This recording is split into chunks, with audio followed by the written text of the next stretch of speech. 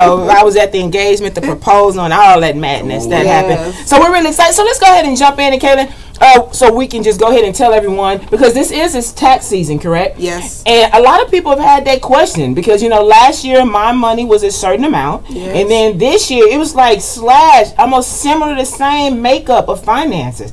So what happened? What's happening to people refunds when they're used to getting a certain amount back? They're not understanding what's going on. So tell a little people who are you, where you're from, and why we need to know the answer to this question. Because I know Reb Moshe ain't worried about his refund, but I know I was worried about mine.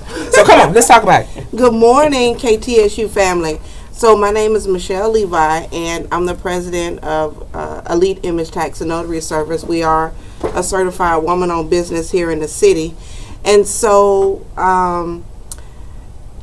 as we start this tax season, right, we started it off a little slow because of the closures and everything. But what happened to everybody's tax return refund this year is called the tax reform. And so some of us have tried diligently throughout the year prior to the tax season to let everybody know what's going to happen to your refund. And some people didn't take it seriously. Some people really didn't understand what it was about. So simply, the changes have affected your refunds. Your tax rates went up, number one. Number two, your exemptions have gone away. So you don't get that exemption per person anymore. And your standard deduction has increased, so you're not able to itemize as much.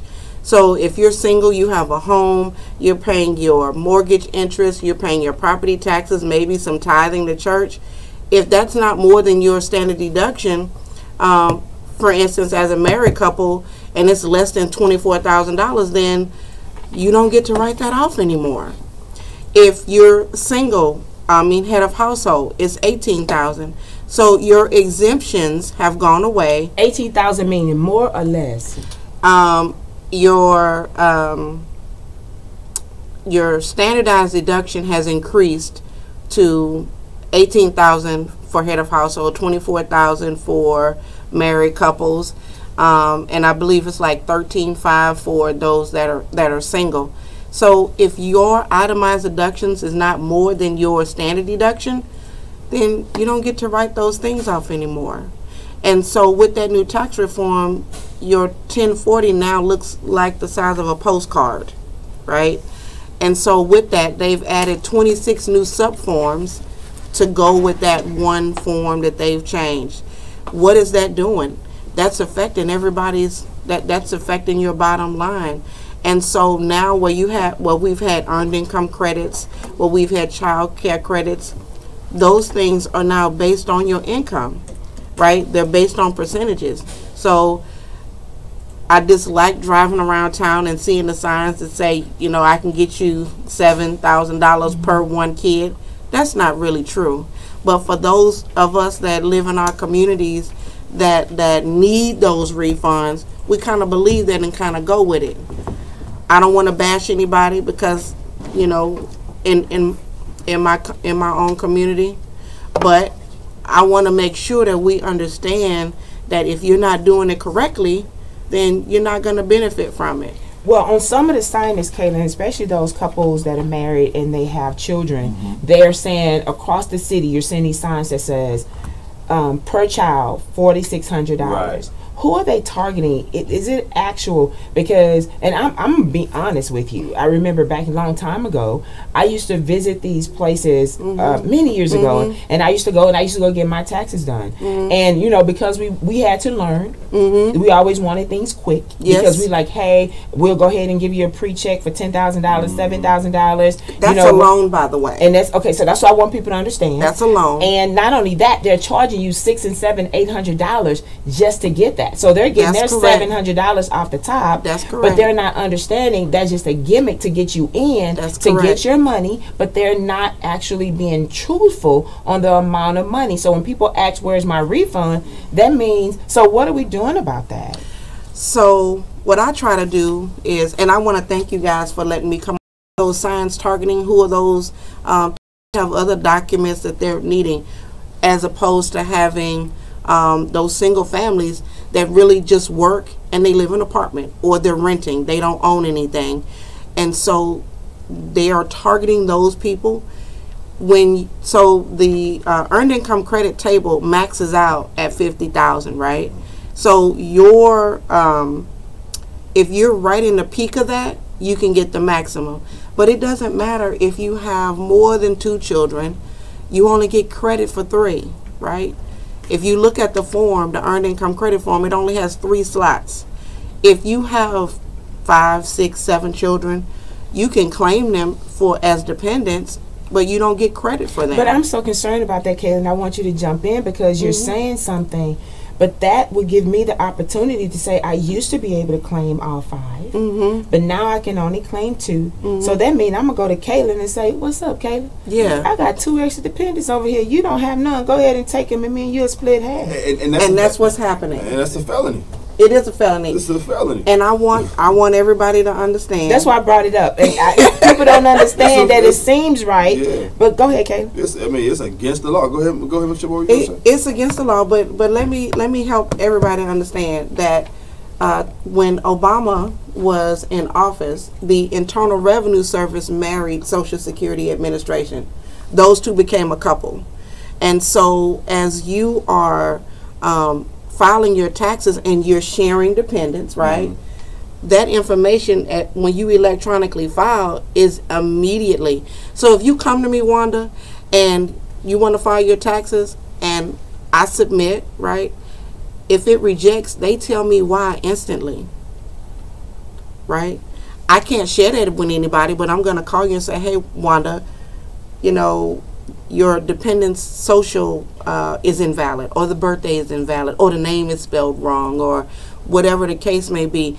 It's because those two entities married each other to evade some of the fraud that we've been happening. And that's exactly what I was going to say. That's tax fraud. It's tax fraud, and we don't do it. You don't flat out. That's the simple part of it. It's really not that deep. Just don't do it. I need the money, Kayla. I know we need the money, and I get it, but you need to be free too. You need to not have a felony on your record. You need to be able to get your student loans. You need to be able to, felonies do so much more than just, we think about jail. Absolutely, that's the impetus, but there's so much tied to that. Why risk it? Especially when you're taking care of children, you can risk your freedom. You can risk your ability to make money. You can risk your ability to go to school. You can risk your ability to be insured, right? All of these types of things that come with it. Michelle, I would like to know what are some, because when I was in school, when I was in college, it was so confusing. I had never dealt with taxes before in my life, right? And I remember this time vividly. And so, and then even after school, trying to figure out what my rights were, and going to different organizations that have the money to mass market, and you understand what I'm saying when I have the commercials. They get your attention. Yeah, they get your attention because signs everywhere. They do everything. What are some signs that we can look for in terms of a reputable tax services? Like, what are some things to look for to say, okay, you know what, I believe this person, is a reputable tax consultant and or accountant? I love that question, and I always share that information. So before you pay your money, right, I want you to go to irs.gov and click on tax professional. You can Google any of us. If you can Google me by my zip code, you can Google me by my name, Levi, right? Whatever your name is. If that person is not listed in that directory, then they're not, I don't want to say eligible, but they're not authorized and they don't have the credentials to do your taxes. Okay. Right? There are some of us, and we pay to be in that directory. Okay. Right? And I was one day late of submitting mine this year, but I still got in. So if you are not in that directory, then don't pay these people. That's just a simple fact. If I'm going to your house and you're not a business and you don't have a P10, so that's the end result to that certification. It's called a P10. It's a professional taxpayer identification number. If you're paying somebody and at the bottom of that return, and if it does not have our credentials, then don't pay them. You don't know how many times throughout the year, because we're open all year. So we're not just a pop-up. We're an accounting firm. If you know how many people that I see throughout the year from our communities that have been bamboozled. And they coming to you to fix it. They come to me to fix it. They come to you to fix it.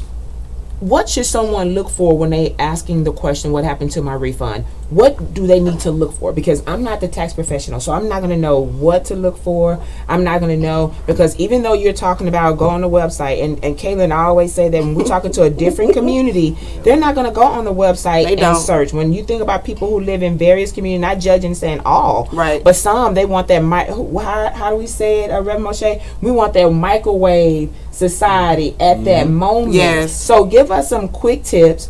What should someone to look for? And and just how do we tell people just to be patient and wait? I mean, even the Bible tells us to be patient and wait, but we just want it like right now.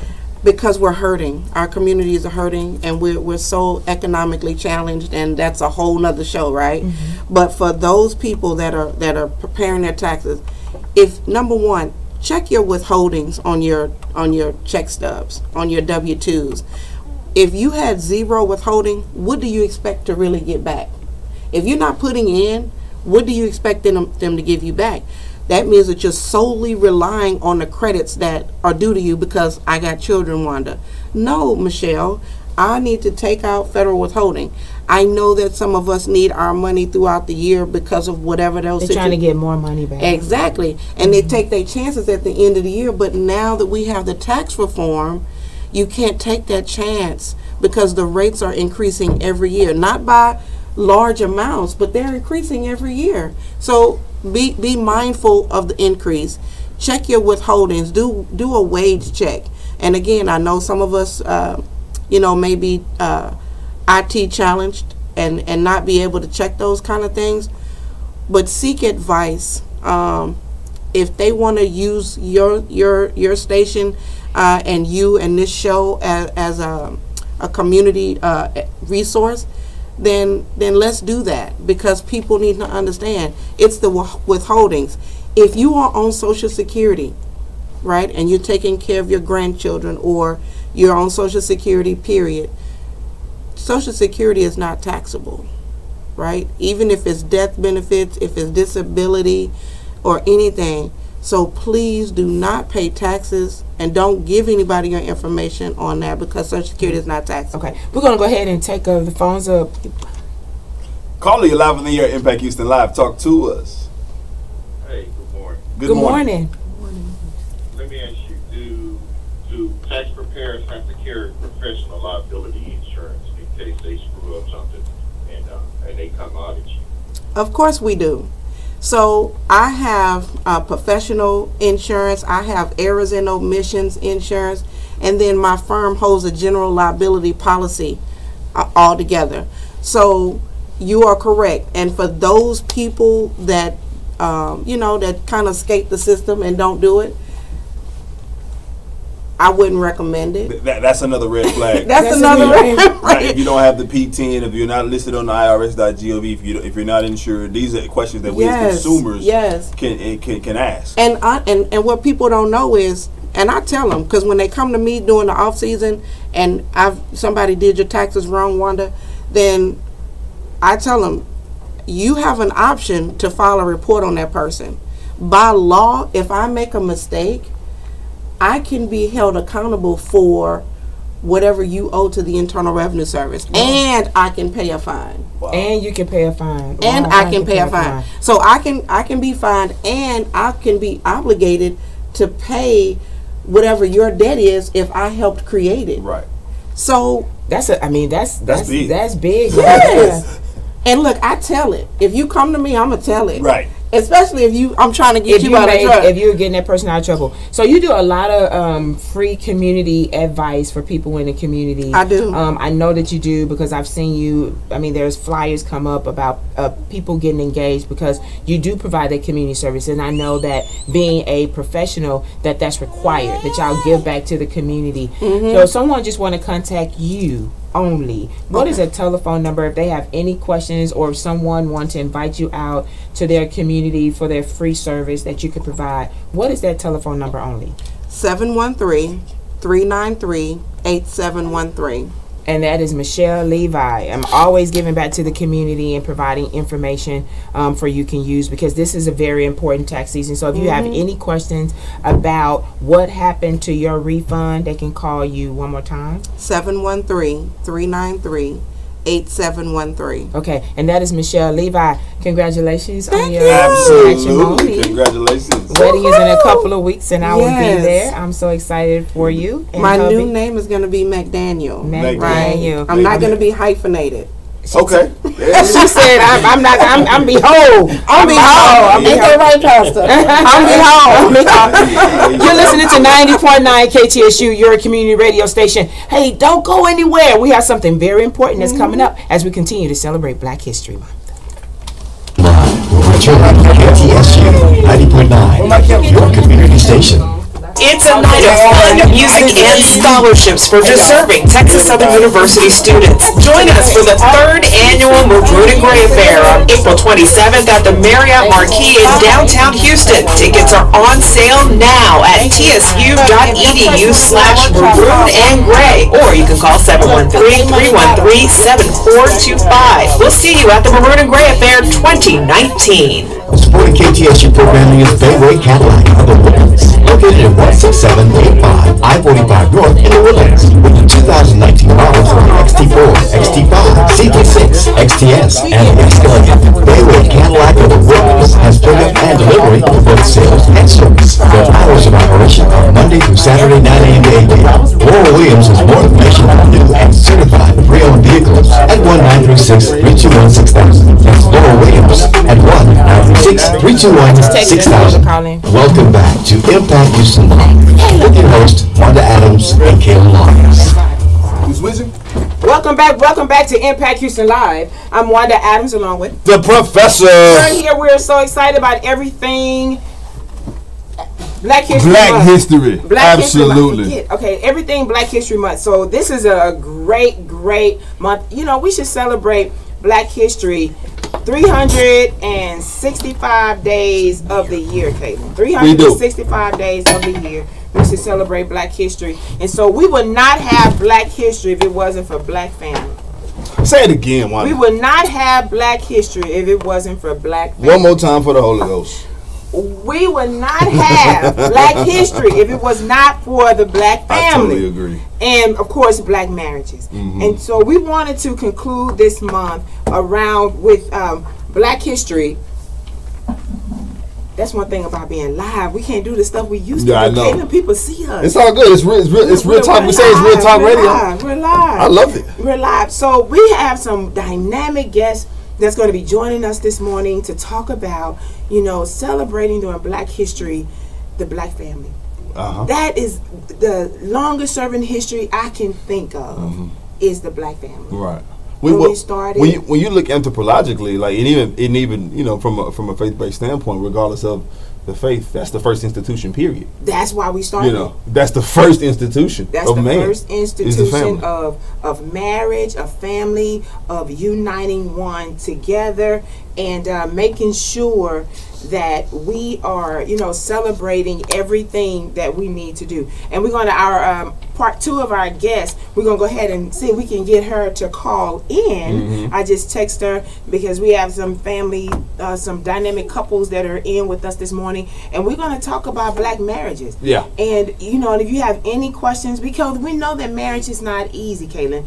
We know that marriage is one of those things that you know, can be up, it can be down. You have people who stick and stay. You have people who giving up. But one thing we can say, that marriage starts off on a solid foundation. So we need to start protecting the Black marriage. We need to start protecting the Black family, because it is the institution. It is the institution. And you know, I've been blessed. First of all, I'm the junior marriage. I guess I'm one of the guests today. I guess I'm more comfortable. So I'll start it off. You know, my wife and I, we celebrated 10 years of marriage this past January, on January 2nd. You know, we were married January 2nd, 2009, and I'm just excited to be able to share with some of the things that we've learned, that we've dealt with, that we've encountered in 10 years. to a lot of our listeners, I know 10 years isn't a long time, but when you look at where marriage is right now, Reverend Moshe, you know, when you look at what has happened to the Institute, to the fraternity that you and I both belong to, 10 years is a long time, especially for my generation. You know, I got married at 26 years old. I'm not quite a millennial, but I'm right on it. And so our generation, you just don't see it that often. I'm just not seeing my friends, my homeboys, get married, and I'm 10 years in the game. You know what I'm saying? And so I think it's important to be able to share. And if I can make a call out to all of our married listeners who are more seasoned than I am, who've been 20, 30 years in the game, which I celebrate, love, and can't wait to get there. My wife and I can't wait to get there. But don't discount the experiences of someone who's been married less than you.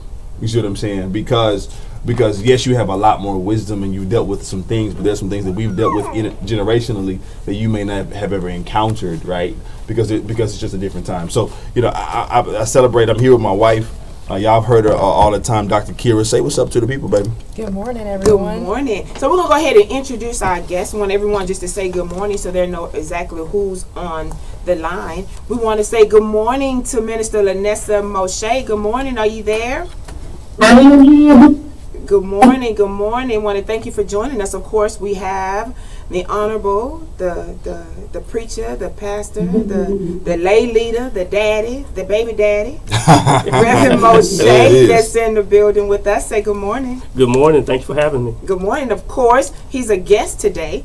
We're going to go ahead and call him Kalen Laws today. Hey, y'all. What's going on? Good morning. Of course, and his lovely wife, Dr. Kira Laws. Good morning, everyone. We just want to talk about, this is February, celebrates African American history, Black history, but we wanted to honor Black marriages today. So let's just go ahead and just have that dialogue, and Reverend Lanessa, Minister Lanessa Moshe, you can jump in. Everyone can hear you. We know you're home with the flu, and we hope that you feel better. And hopefully you'll get another experience, come in and laugh with us inside the studio. But let's just jump straight in. We're going to go ahead and start off with Reverend Moshe. Tell us why Black marriages are so important. And talk about when you and Miss Lanessa, you know, how long you all been married. And Minister Lanessa, you can just jump in at any time if he's not telling the truth, okay? Why we got to be not telling the truth? I know, I'm just saying. That's just on the man side. All right, that's what I'm saying. Like, golly. She won't have a problem with that. Well, I mean, marriage is the cornerstone, it's the foundation. I mean, you know, of course, I'm a man of faith, and that's how God designed and he organized marriage from the very beginning, and that's what builds a strong family. Us personally, we actually will have 16 years in April of marriage, which should be a wonderful thing. We met. We're both proud alumni, you know, here at Texas Southern University. That's right. So we didn't know each other while we were here. We actually met each other at the church we were going to at the time. And then we found out that we were both going to TSU, and then so we started seeing each other on campus. And it's been a great thing over these 16 years. You know, God has blessed us with 3 sons. Oldest son is Mizell, middle son Micah, and youngest son is Malik. But it's just a joy to be able to see. I'm looking at Kaylin, his beautiful wife, and his baby, and just to see you know young Black couples that are actually coming together and doing what what's impactful for the society. Mm-hmm. Because we see so many people in this generation that are so self-centered, and they really don't understand the importance of relationship and building legacy. And you build legacy through the family. And so that's one of the things that I was blessed. My grandparents, actually, before they passed, had been married 66 years. Wow. 66 years. And then my parents had, before they passed, they had close to 40 years of marriage. So it's been something that's been ingrained and instilled in my ancestry, and that's something that I'm looking forward to continue and pass down through my sons as well. Just showing them what it means to be faithful to to the same woman, to treat her with respect, honor, and dignity, and to do the things that a man is supposed to do as it relates to parenting, as it relates to being a husband, as it relates to being an impact in the community. And it's no better way to do that than through the concept of marriage. And that's through Black history. Minister Lanessa, go ahead and just chime in, because you're the other whole, not the half. You're the other whole of the individual. So go ahead and jump in, and why we think that, why is it so important for us to continue to celebrate black marriage, especially during Black History Month? Well, one thing I was thinking about marriage is the partnership that the community gets to see, and your children get to see. Looking at documentary of how the young African American child grew up, the male specifically, but they don't have a positive African American role model, they feel a little uneven or ambivalent. And so for them to have that like father in their home or in their life, it helps to build their character and their positive influence of how they might see themselves, and just already have a roadmap built into them to see what they already would like to achieve or do. And we actually see that when our sons do emulate what they see their father do. We don't have to verbally say, make sure you do this, do that. They see their daddy do it, and so they race to open the door for you or for another person coming to the, going through a meal. They raise to help with dishes. They help with the groceries and things like that. And so they know that that's just what we're supposed to do. It's not something that they have to learn or figure out later. Man, I need something. And so in the month of Black History, you know that there are wonderful leaders of the past. But now it's also helping them to see that there are excellent leaders. They can be those excellent leaders for the future in marriage, building positive families, and helping to do what God created us to do in there, which was to multiply and to have great seeds to go forth so others can see the revelation of God on earth. Wow, that is powerful.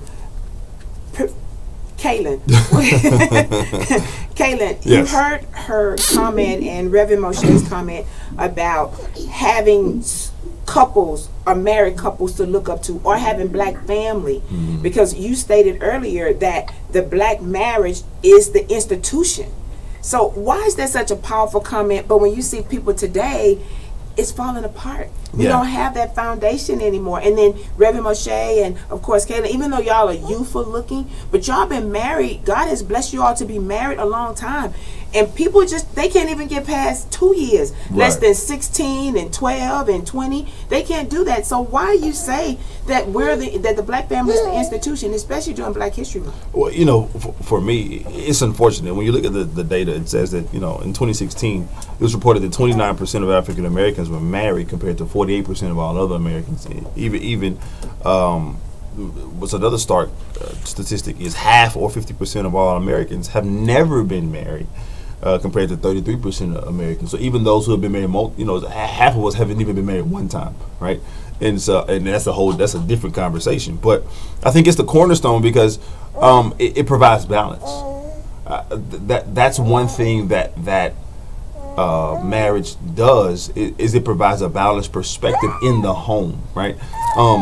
In terms of, you know, we always say when we were younger, men are from Venus, women are from Mars, right? Like there are two different perspectives. How me and Moshe are going to see things are a lot genetically and physiologically. We're going to see things similarly, even though we may have not grown up the same way, you know, just because we're men, right? But that's just one perspective of the world. Then our wives, who you know, they see things another way, and that's another perspective of the world. And then at that time, you get a more complete picture of how to pursue this world. Now, of course, that can be done in a number of different ways. It can be done with teachers. It can be done with coaches. It can be done with other people, and we need all of those folks in our circle to help rear us. But at the end of the day, we don't go home with those folks. We don't go home. We spend more time outside of your teachers. You spend more time with your parents, at least ideally. Not as so much now because everybody in a rat race, but at least ideally we spend so much time. And I think that's one thing that makes it a cornerstone, is because it shows balance and it helps us see the world from a number of different perspectives in the home. In the home, Dr. Kiera? Well, I was just thinking about it. You know, ideally marriage is the cornerstone, and I just wanted to make a little pivot just a little bit. I think that based on the statistics that Kaylin just shared, a lot of times we're not seeing that growth in marriage in our community because we have we come to the table with generational hurt of people conversations about marriage. You know, the negativity. I know when Kaylin and I first got married, we were wanting to get involved with other married couples, you know, in our community, and the first thing that they said was, "Well, that's not going to last long. That joy, y'all, you know." So they spoke negativity, even though they were married. And they were like, oh, you know, yeah, that honeymoon phase is gonna fade quickly, and that type of, I think that's what gets people discouraged about it, because although everything is gonna encounter opposition and you're gonna have challenges in the marriage, but you have to decide very early on that you're willing to work through it, and you have to decide before you get married what your non-negotiables are, you know. And I feel like that's some of the things that come against us as a community for marriage, because we don't have persons generationally willing to sit us down and say, hey, it's going to be a challenge, but it's worth it because you're creating legacy. It's worth it because you're breaking up some of the generational hurt. You're rewriting the script. You're revisiting the scroll and rewriting the scroll. A lot of people don't want to have that conversation, like what happened that we don't want to necessarily push for or champion the collective body of marriage and the relationship in our community. And why do we put such a focus on marriage as a saving grace to help us get to the next level versus marriage as, you know, a situation where we're honoring a covenant and we're doing it for the right reason versus trying to get someone to rescue us. And that is a whole nother or just trying to solidify that status. If we talk about the sex word, we try to use that to say, you know, I'm gonna go ahead and get married so I can have this intimacy, so I can have sex with someone. Yeah. But then sex fades. It fades really quickly, and people, because once that fades, it's like right. If that's your goal, then you're gonna be highly disappointed because that's not what it's all about. And I just had a conversation with some women last week, and I'm like, if you're dating to get married just so you can have a clear conscience about sex, then their goals are messed up. You know, your goals are messed up. If you're dating just to get married, just to have someone help you pay bills, your goals are messed up. You know, you have to come to the table with something more than that, because ideally that's where it's going to go wrong. Reverend Moshe, talk about that, because being not only that, but being a minister, and there's a lot of, especially young people in your ministry, and Dr. Kira just said something that how it starts is that, first of all, people speak that negative seed immediately, from what I heard you say, Dr. Kira. Mm-hmm. And then you said the goals are all jacked up in marriage. But here on Impact Houston Live, I know you're such an humble man at church, but we love to talk real talk. Let's talk real talk here. Well, I think what happens is you have just like Dr. Kira said, you have so many couples that are actually breeding negativity into marriage, even though they're married. But they try to highlight, you know, what won't work, how it's going to be hard, and that just really breeds a lot of selfishness, because, you know, marriage, you know, bottom line, marriage is hard work. It's hard work, but if you put the work in, it's a beautiful thing. And then you also have the other end of the spectrum where you have, you know, people that are very spiritual, that have, you know, children or nieces or nephews, and they know that they're sexually active and they're in a relationship, and so they'll try to you know, beat them up with the Bible and say, you know, you better get married so that you know, God be pleased. So they don't burn. I mean, curse with a curse. You know, and so they have that coming at them also. So their concept is that, okay, well, because I want to fulfill this type of you know, physical fulfillment that I have, and I don't want to be cursed or, you know, looked upon negative by God, so let's just go and get married so we can, you know, have sex freely as we wish, and that is the you know, the worst possible situation to get, because then you don't actually have a true relationship. Mm-hmm. I mean that's something that comes as a blessing and a benefit of the marriage relationship, but that's not the reason you get married. So we have a lot of our young people that are getting misinformation, bad information, and unfortunately some of it is from, you know, our, you know, people that are supposed to be spiritually minded and inside the church. You know, one of the churches, as a young man, one of the churches I grew up in, you know, that was something that was kind of drained. If you're having sex, you need to get married. Mm-hmm. You know, and it wasn't anything more than that. But does that destroy it though? Yeah. Does that destroy it, Minister Lanessa? Yeah. Does that destroy it? Because you're around a lot of young females, but that is what's instilled in us. Kaylin, you said the institution of marriage started long time ago, but during that time, that was the message. I mean, let's talk real talk. Yeah. That was the message. If you're going to sleep, get married. That was the message. Not I need you to find your wholeness, or I need to find your completeness, or the man that God bless you with so he can be your helpmeet, or she can be your helpmeet. But that's the way it started. And I think that can be the seed that destroys, because once the thrill is gone, marriage is gone. Go ahead and speak on that, Minister Lanessa. Yes, thank you. When we talk to young ladies and girls, our first thought is to encourage them to know who they are, know who they created, who created them, so they'll know their real purpose, and so their purpose is not just to protect or just to fulfill that sexual desire. That is one of the blessings of being in a relationship where you're union and joined together and God sanctioned it. That is like, it's better that way than to just, have that thrust upon you and to just tell someone to get married because now you can do this one act. So we all sitting here, we're grown ups, and we know that marriage is, you heard my husband say, it is a lot of work. However, it is very beneficial to be in a covenant relationship where your children, your young lady, if you have daughters, who see that it is possible to be with someone who just genuinely likes you, number one, and said, look, no matter what, on those days when we're just not liking each other, I'm still there for you. I'm still going to stick there for you. And we all know having children is a lot of work. And so to go through that with someone who's going to go through what labor with you when you're pregnant and after you've had children, for this spouse that supports you, it has to be more, feel more detrimental to you emotionally if you're doing it by yourself. And so that is one of the things that we encourage the young ladies. Listen, you are valuable because God made you valuable. You're not valuable because someone else made you valuable. God says that he created man in his own image, Caitlin. And that everyone knows the story about Adam and Eve. Right. When God created, and of course, Adam went to sleep and God created woman from his rib from the side. Right. Too many people feel like I'm the head of the household. And that's how God created. I'm the head. You need to be submissive to me. You need to do what I say. But how do we change that around with black marriage? It's like we cannot take that power role because I think people take that context. Even though I believe, and I truly believe that the man is the head of the household. I truly believe that.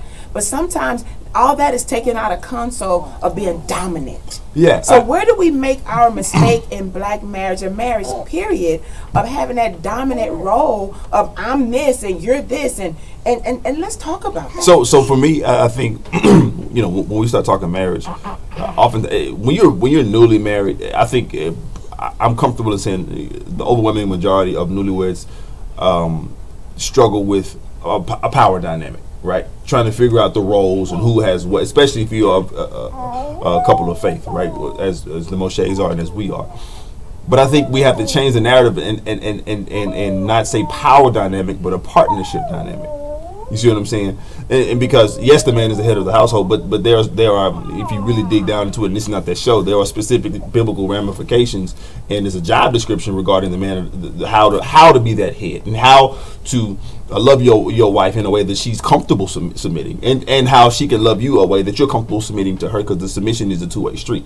So but I think that when you look at it from a partnership standpoint and not a power requires force and requires you to lord yourself over someone. Partnership requires agreement.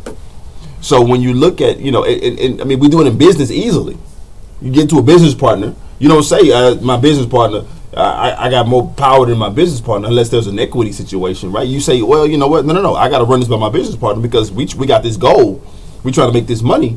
You understand what I'm saying? And so that's the same way, not in terms of the partnership. We don't want to look at a marriage like a business, but in terms of a partnership analogy, I think it's important that my wife is my partner. I don't lord myself over her. She doesn't lord herself over me, right? She's my partner. And again, that's part of that balance. I think that's important. We're talking black history. We're talking black marriages. We're talking how black marriages support and promote black history. That's that balance that helps us keep us centered. We wouldn't have history without the black marriage. That's that balance that helps keep us centered so that we can know who we are, right, as Aboriginal people, as original folks of this world, so we can know who we are. That to me is so important. Dr. Kira, I want to throw this one at you. Communication. Don't talk.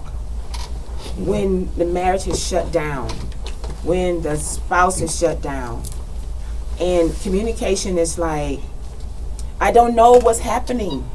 He's not talking. She's not talking anymore.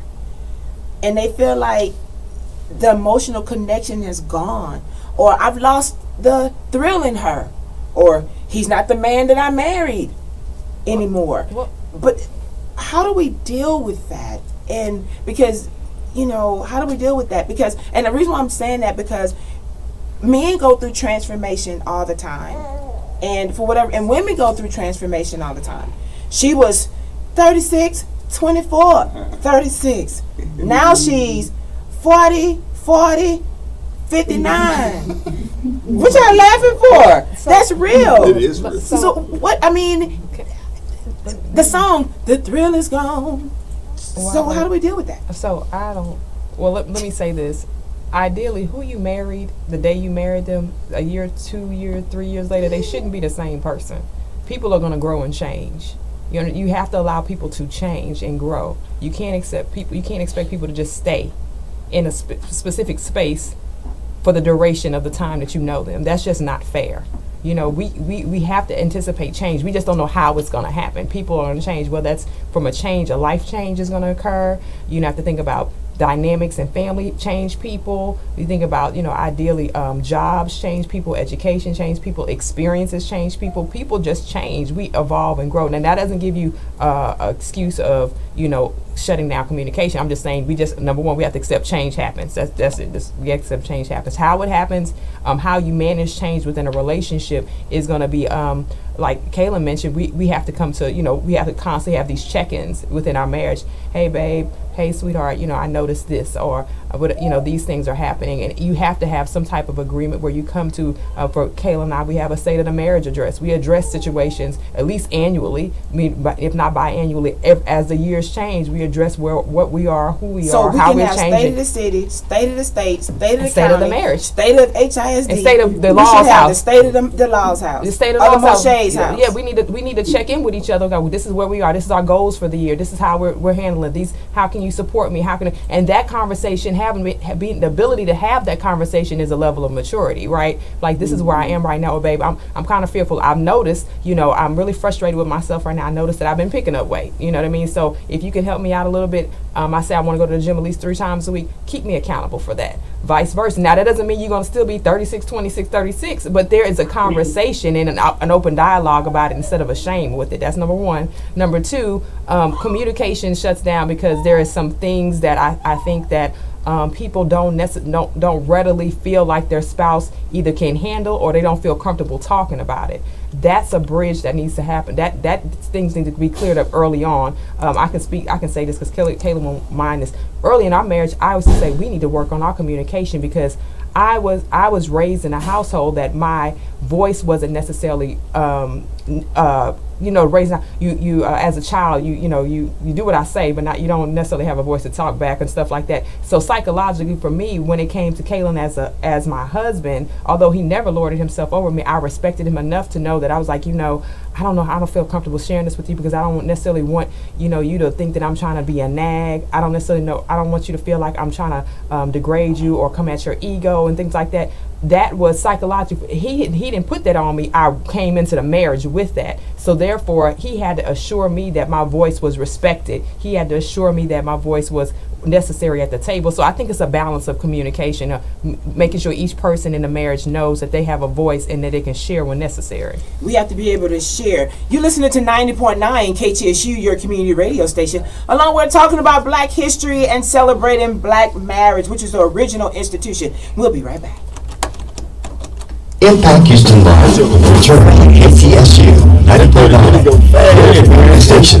You know how it is. The views or opinions expressed on the following program do not necessarily represent the views or opinions of the management and staff of KTSU FM nor the Board of Regents of Texas Southern University. This is your community station, 90.9 KTSU Houston.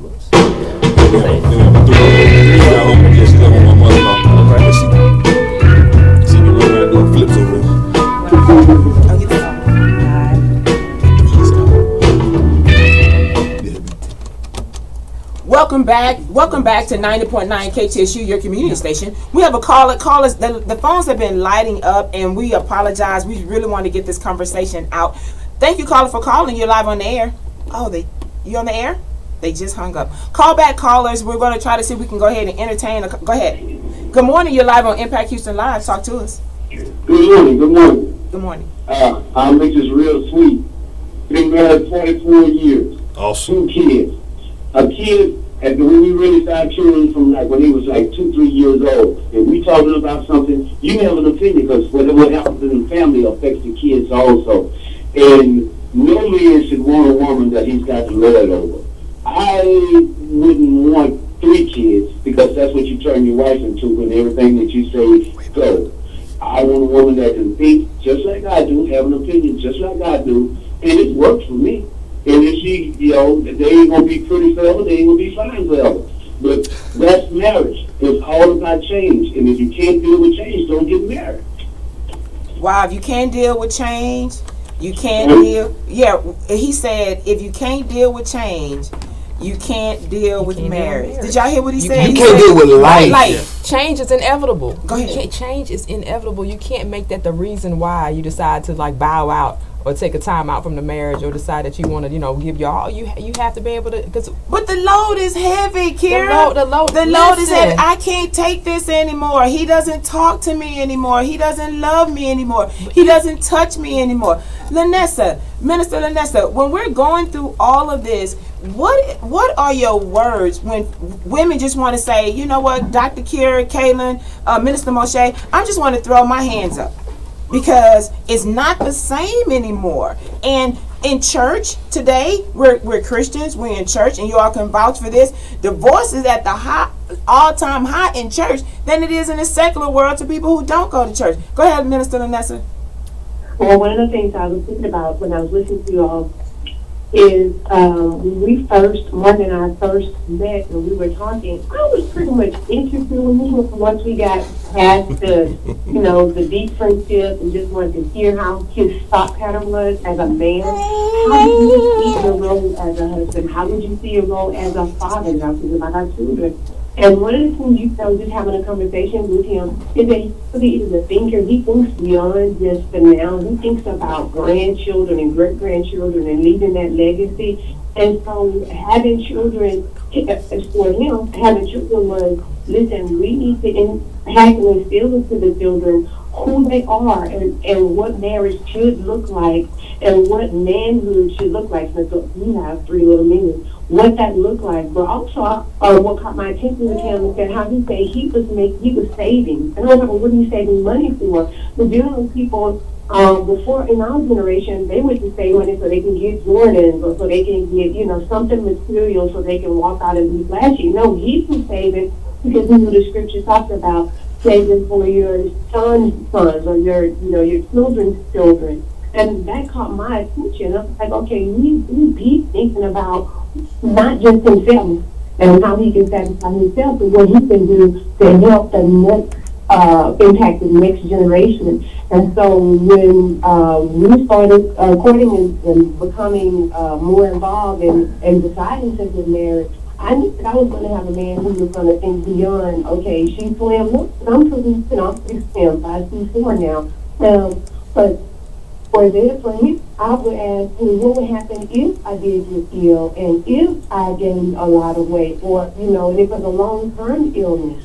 But he was like, I'm here for it. I'm here to help you. I'm not here just because you're this slim person or you're this nice person now. What if one day, chemically imbalanced, I become a different person, He's like, I'm here. And my children have seen him when I've gone through different pregnancies where the pregnancies do different things to my body and cause me to be down. He will come home doing work to take care of me, get me in the bed, help me make sure I was secure. Now, our children do that. If I'm down, our children do the same now. Go in the kitchen, help cook, prepare, so that they can help take care of each other, so that mama can rest. That's what you want your children to see, that they can be servants, that husbands can serve wives and wives can serve husbands, and your children will feel more emotionally sound and safe and secure because of what they're seeing There, I would say yes, because we're a black family. They're a black family in New Orleans. Wow, that's something. We're going to go ahead. We're going to switch the conversation. One of the things that they said that destroys marriage is finances. We're going to have my bank account, your bank account, shared bank accounts. You have your money, my money. People who come into marriage still feeling single because they've been single for so many years and they think that's mine, not ours. Let's talk about that, because money, it really, Reverend Moshe, money, it can destroy a relationship or a marriage if you let it. Go ahead, Reverend Moshe. Then we're going to go into Dr. Kira. Absolutely. I mean, I think that's one of the largest destroyers of marriages, and it's because we may be one in every area except for the money. That's when we still want to be separate. And I can just be transparent with how when we got married, how we started and we set our financial situation up. One of the things that I always want to be able to do was to be able to establish that our budget and everything be based on what I was making.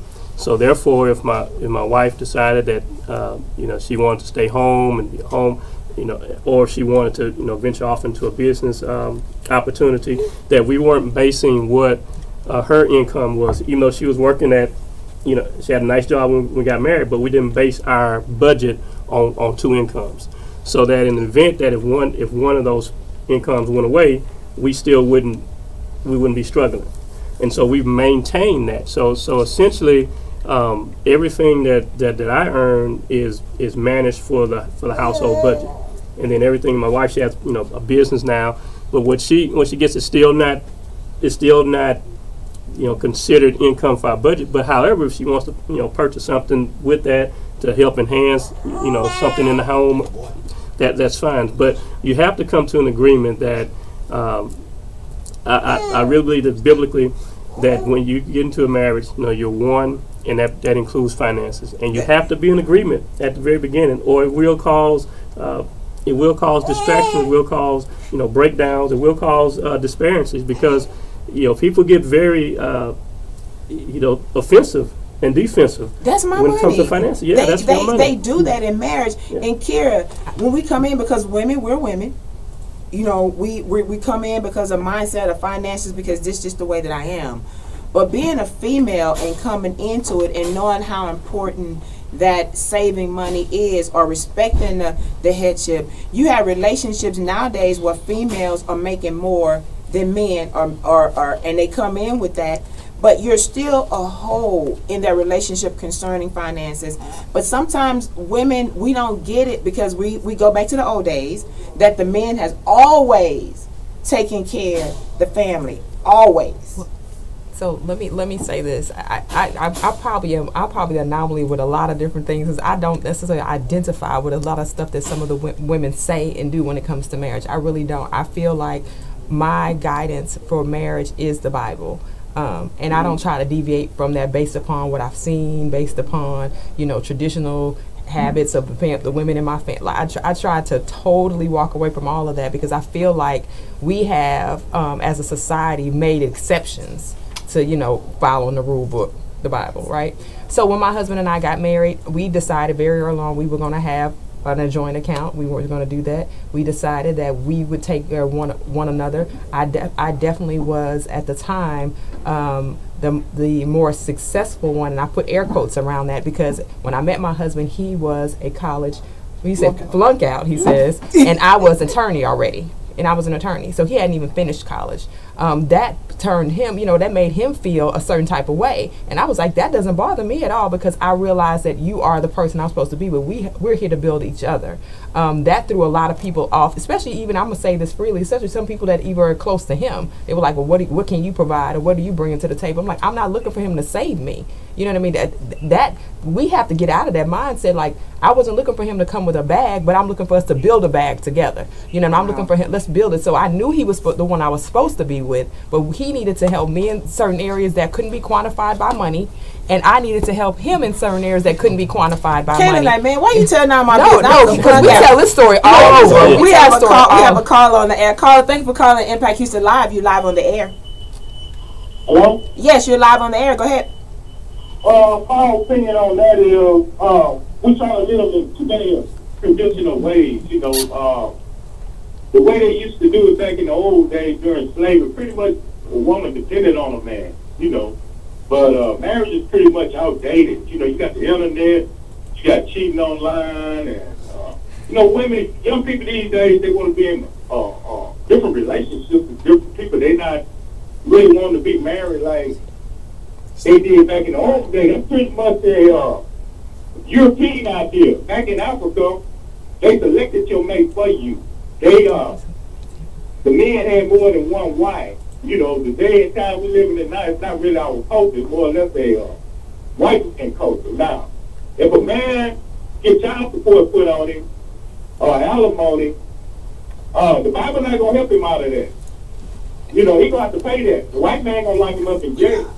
And, you know, it's too many distractions. People break up. They're not, you know, 50% of white people, 80% of white people get divorced. So when you get married and get a divorce, then what happens? You know what I mean? I mean, you know, the Bible not going to get you all of that. The white man going to lock you up in jail for child support and alimony. And then your wife going to cheat on you. She going to get pregnant for another man. The Bible not going to get you out of that. That's more or less a European idea. Wait a minute. He's talking real. Wait a minute, guys. He's talking real talk. But that's reality. When we think about the world today, Reverend Minister Moshe, we're talking about that. Because some things, they look for the Bible to be our rescuer of everything. And what he said is true. You probably ministered and counseled many men who child support payment is coming out of their check. They can no longer afford the bills they used to. Many men has gone over to the army, served in our country, have come back. Wives have dated, or he said the right scenario, have done things out of the covenant of the marriage. So he's talking real talk, and people are actually dealing with this each and every day. What is your real talk when people that are not in church, they feel this way of we go through this real talk, but the Bible cannot rescue me? Well, I won't. I guess I disagree that the Bible can't rescue you, but I do agree that whenever you see things like this happen, I mean, yeah, as a man of faith, yes, we have forgiveness for sin, but sin also has consequences. So if you actually go and you have you have children, you know, outside of marriage, and you know, the consequence is, you know, you got to pay child support. That's the way our legal system is set up. You got to be responsible to take care of your child. You know, if it would be better, it'd be ideal and be God's design if husband and wife were together taking care of the children. But if the husband is not there, then yes, he has, according to our legal system, you have to be responsible for your children. Now, it is unfortunate, Sister Wanda, about, you know, military veterans that are serving our country, and they and their families and their wives are you know, cheating, you know, while they're serving our country. That's very drastic and very unfortunate. However, but it all boils down to everything that I'm going to speak on is going to come from the Bible. It all boils down to the consequence of sin.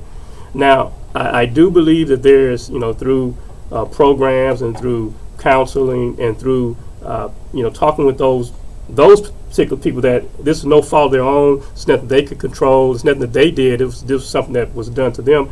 I mean, that's something that we have to do as, you know, not just as a church, but as, you know, as Christian brothers and sisters, to be able to lift those people up and see what we might be able to do to help them recover.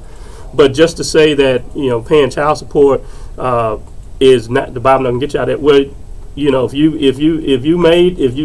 did it, then you need to be responsible for it. I mean, that's the bottom line. And I talk real talk with young men that say that all the time. Is child support. Well, you know, if you having a child, you're not committed to the lady, then guess what? The government's gonna make you pay, or you're gonna be in prison. I mean, so it that's what it is. It's a consequence of your actions. You know, and to go back to the question about finances ruining relationships and marriages. You know, we have an interesting perspective that we love to talk to people about. It is, yes, finances, but more specifically, it's the communication about the finances, right? Because oftentimes, if we go into a situation with all the information, then all right, cool, I know what I'm getting into. So she knew, took a little minute, but she knew what she was Kira knew what she was getting into.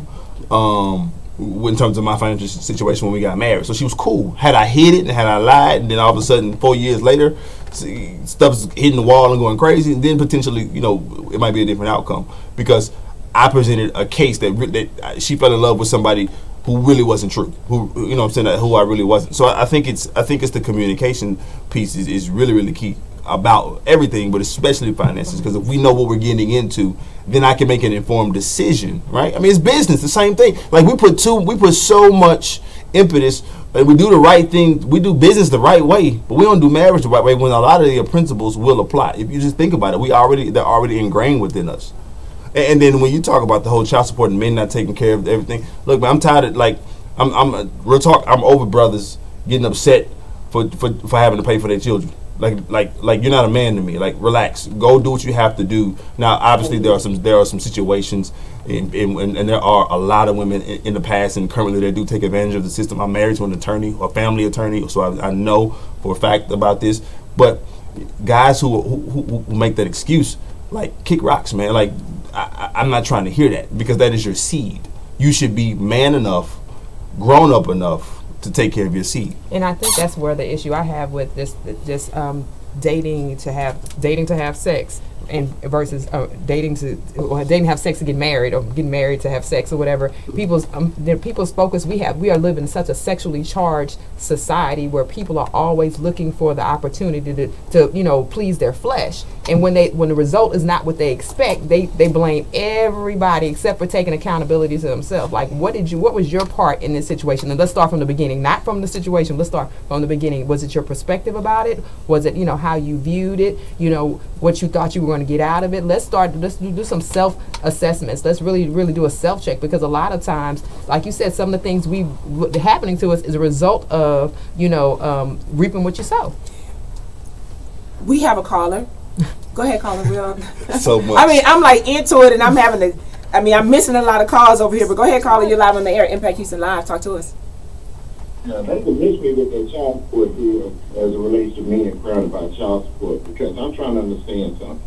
Now, this is bone in your bone and flesh in your flesh, and you can't take care of your own. But oftentimes I see a lot of our men go into a blended family situation with other people's children and take care of their children. But you're talking about taking care of your own children. Talk about it, man. Talk about it, sir. Preach. We're giving you snaps man, all up in here. Talk about it, brother. Go ahead. What is wrong? That's all I got to say. Well, you said a lot. A mouthful. You had a mouthful. I mean, but that's real talk, and this thing what we do, because in this we're responsible. Why would I say we're responsible? But how we give out information when we talk to people, because if we don't, I don't know if it's the correct word, Minister Lanessa, about if we don't save marriage, because we can't save marriage. We can't, no matter how people come in and try to counsel, we can't save marriage. The couple, right? They have to be willing to save their own marriage. Would you agree with that, Minister Lanessa? I agree. It is definitely work. You have to want it. You have to want it. That's what I always tell people. You have to just want it and go for it, work for it, just like going to work, like Mr. Law said. You have to know that if your business, you've got to put forth the effort and the fortitude to want to go forth and do what you want. And in marriage, your husband got to know that, listen, I know right now we're not in speaking terms, but I want you to know that we're in this for the long haul. Our marriage is going to survive because that's what we're thriving. I don't have the energy right now. I'm focused on. So this is the next part. But wanting to leave is not an option. Want to leave is not an option. And like the gentleman and you always talking about, pay for your prices and use. I talk our children basically listen. Finance. The seed you put in the ground, you're going to get what you plant. And that's what Texas and God gives men the speech, and he says, this is the ultimate goal for you to be fruitful and multiply. So you lie down on the Netflix, there's no reason that you're going to have children. And that's and she said be fruitful, and if you go out there without it, yeah, you're gonna be fruitful. The phones are lining up. Thank you, caller, for your patience. Go ahead and speak to us. Hi, I just wanted to share someone that I know who was who had a child from my family. But what she did, that I respect her so much, And I believe that other women should know who in this situation or they've been abused, unfortunately, that if a man that they have a child from, and maybe he may be out of work or temporary, depending on his situation, he's in transition, going to another job, that woman should put the money in the account to show that the man is paying his money, just to help him out. He will appreciate it. The child will appreciate the mother, the father. It's them working together on that level. So just to keep the legal system out of the situation, be smarter, think outside of the box, and place the money in there until the man is really able to financially take care of that child. Because whatever the situation is, it may be temporary, but he shouldn't have to it'd be against him for the rest of his life, because it's showing that he's negative in a lot of these jobs. You know, if the man is potential and he has a future ahead, think outside of the situation, think outside of your relationship, and think about the long term possibilities financially, that his situation is temporary. A lot of these jobs take consideration whether a man they take that into consideration about that child support thing, as far as I know, on certain jobs, especially if it's a pretty decent job. And they're going to call the family, they're going to call that young lady who had the child. And you want to say the best for the man, because he knows that he's going to get the job, he's going to pay you the money he's supposed to pay you, and everything's going to be fine. But they shouldn't. I mean, I'm just saying. In other words, she's saying that they should not give up, especially when they see a man that's trying. We're going to go ahead and take this final call. Caller, you're live on Impact Houston Live. How y'all doing? Hey, how are you? How you doing? I'm all right. Kaylin, you got a jewel sitting next to you, man. Thank you. Appreciate it. More sisters like her, whether I'm in school or working. See, she waited on you. That's God. Amen. She saw the potential. You don't have that no more. I'm not saying all sisters, but they looking for money. If you smell nice, dress nice. But Reverend, real talk now, man. We need real talk in churches. The brothers are locked up. They smoking, drinking, and I hang up and listen. He said listen, he said a mouthful. First of all, thank you, brother. I sure do have a real one. Absolutely. And I know that my wife is a jewel, and I thank God for her literally every day. We praying this morning on the way in, thanking God for her. So I certainly appreciate that, man. I think it's up to what the last caller just did. I know we're closing out. I think it's up to all men to do that, right? And that's to encourage even if she's not your wife, to encourage her, because she's a queen. To encourage her, to let her know, because listen, Wanda, you are a queen. You are my sister. I love you. I'm going to encourage you all the time. Every woman that's calling, I love you. I think it's and vice versa, right? I think it's important that we have each other's back. So I appreciate that, brother, so much for edifying my wife. I'm not too puffed up and big and jealous-hearted at all, because we need that, man. That's what it is. We need that accountability. So as we get ready to wrap out, we're going to start with Minister Lanessa. We want you just to give your final words about black marriage during Black History Month. Give your pearls of wisdom and give us a nugget. Okay, thank you, Wanda Adams, for allowing us to be able to come to speak. I just want to say marriage is simply a gift from God. It is something that comes from Him. This is payment so that we can show the Lord His love and what it looks like on earth for His children. And so I just want us to remember to just take to the Lord. A lot of givers get it on for beautiful benefits. We get beautiful children from them, whether we have them biologically or adopted, or just people that we come and bring them along into our family, our community. And so I just thank you so much for allowing us to be able to share. Wow, thank you so much. Reverend Moshe? I just want to encourage the families out there, I mean, specifically to the young men and husbands. I mean, the Bible says that he who finds a wife finds a good thing and obtains favor with the Lord. So when you actually find the wife that God has sent you, you find favor. So I just want to encourage everyone to be, open and be proud of the marriage union, because as we celebrate Black history and Black marriage, I mean, this really is the foundation of our society, and I want us to be able, those that have great marriages, those that have good marriages, those that are married, to be able, to be willing to show our younger generation that what can happen, what will work, and what's possible. So God bless you all. Dr. Kira? Just my pearls of wisdom is just communication, you all. I mean, if you're in a relationship, specifically marriage, remember communication is going to be the key. It's not necessarily coming in with your list of demands. You have to communicate effectively of what's really, what your heart is, what your goals are for the marriage, and what you're willing to fight for. I think that a lot of marriages are sinking because communication hasn't been the key. It's been we are focused on resentment and anger and frustration, and even modeling or mimicking some of the behaviors before. But if you're willing to communicate and you're willing to fight for it and stand on it, then I think you will survive. Professor? Well, for me, I wanted to go from a different angle, and I want to let everyone know that who may not be married. We're talking about marriage, but you're whole before you're married.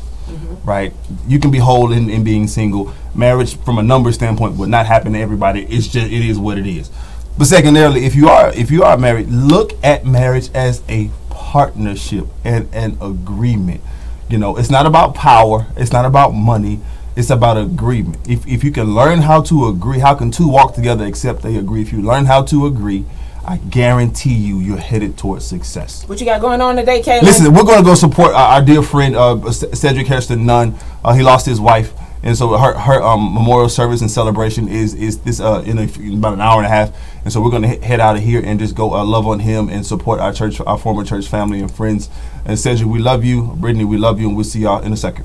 And also, everyone, first of all, I want to thank you for waking up with us each and every morning right here on 90.9 KTSU, your community station. I just want to thank all the guests, Michelle Levi, talking about what happened to my tax refund. Callers, I'm so sorry. We cannot take any more calls. Thank you for trying to call in this morning. Of course, want to thank Minister Lanessa Moshe, and we hope you feel better for calling in. Reverend Moshe, and both of them are Powerhouse, our Rock Youth Church pastors at the Fountain of Praise Church. Thank you so much. And of course, Dr. Kira Laws, and of course, the Professor Kaylin Laws. Thank y'all so much for listening to us. But quickly, I know we went over. We want to give our condolences, the life and legacy for Coach Bo Humphrey, everybody. Yeah. Many of you know that he lost his battle and he passed away, because we didn't lose him, because we know what God has taken him. He's in heaven in glory, and we will see him again. Today, his viewing is going to be at Mount Horror Baptist Church, beginning at 11 o'clock. Viewing is from 9:30 to 10:30. A magnificent coach. Many of you love them. I was there, and we named the library after him at the Gregory School. So, of course, we want to give our prayers and comfort to the Humphrey family. And also, and thank you all for joining us each and every day. We just get elated when you wake up with us on Saturday morning, because you could have chosen anyone to listen to, but you decided to stop by KTSU radio this morning. And also, there's Black History Month that we close out. Remember that every day is Black History Month. Jack Yates Theater Group, of course, the EEDC community meeting. There's going to be a free town hall meeting that's going to be taking place on February 26, 2019 at 6 o'clock p.m. They're asking everybody, if you lived in the Third Ward community, they want you to bring photos of Black history, Caleb. Absolutely. Which is called the Fences Production. I want to give a shout out to Carl Davis for sharing that, because people don't know the history of Third Ward, Caleb. And we're so excited. Of course, this is Wanda Adams along with the Professor. Thank you for joining us, and we just loving up on you, and thank you for listening to us. We get ready to tune in to Sports Talk. Thank you, Iman and Shaylin, for always keeping us on target. We hear you, Donna Franklin. Wake up! Wake up! Wake up! Thank you for joining us as we come together each and every week to do what, team? Make an impact on you. Thank you, Houston. To Impact Houston Live. The views or opinions expressed in the preceding program do not necessarily represent the views or opinions of the management staff of KTSU FM, nor the Board of Regents of Texas Southern University.